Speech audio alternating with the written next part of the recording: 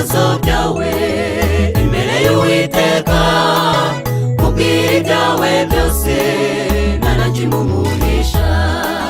Yadusezeraniye ko azadutabara, kandi iryo sezerano niryo kwiringirwa. Naho wanyura mu mazi ntazagutembana, naho waca mu muriro ntabwo uzagufata, kuko Uwiteka Imana ari kumwe nawe, kandi ibyo tubifite nk'igitsi ku mutima.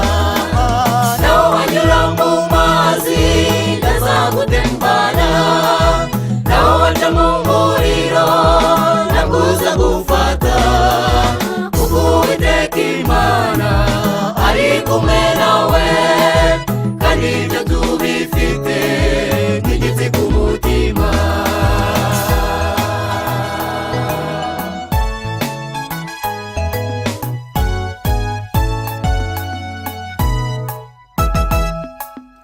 Ibuka abasore bari mu muriro, Imana irabarinda bose baba amahoro.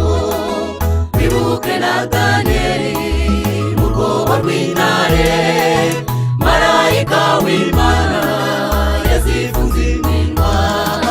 Naho wanyura mu mazi ntazagutembana, naho waca mu muriro ntabwo uzagufata, kuko Uwiteka Imana ari kumwe nawe, kandi ibyo tubifite nk'igitsi ku mutima.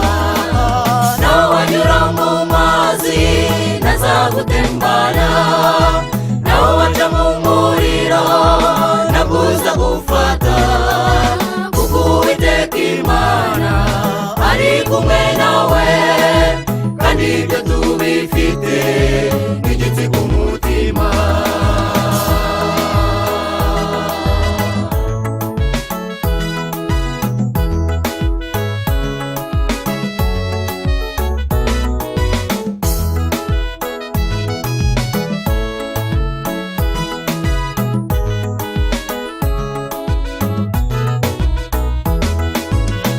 Ubwo waba wumva ubuze amahoro, ubw'ibibera ku isi ugahinda umushyitsi.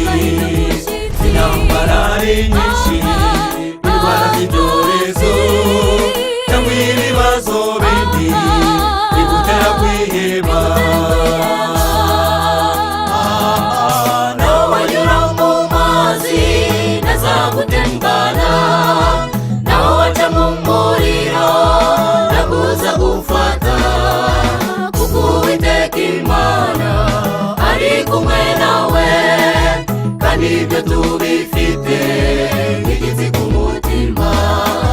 Naho wanyura mu mazi ntazagutembana, naho waca mu muriro ntabwo uzagufata, kuko Uwiteka Imana ari kumwe nawe, kandi ibyo tubifite nk'igitsi ku mutima.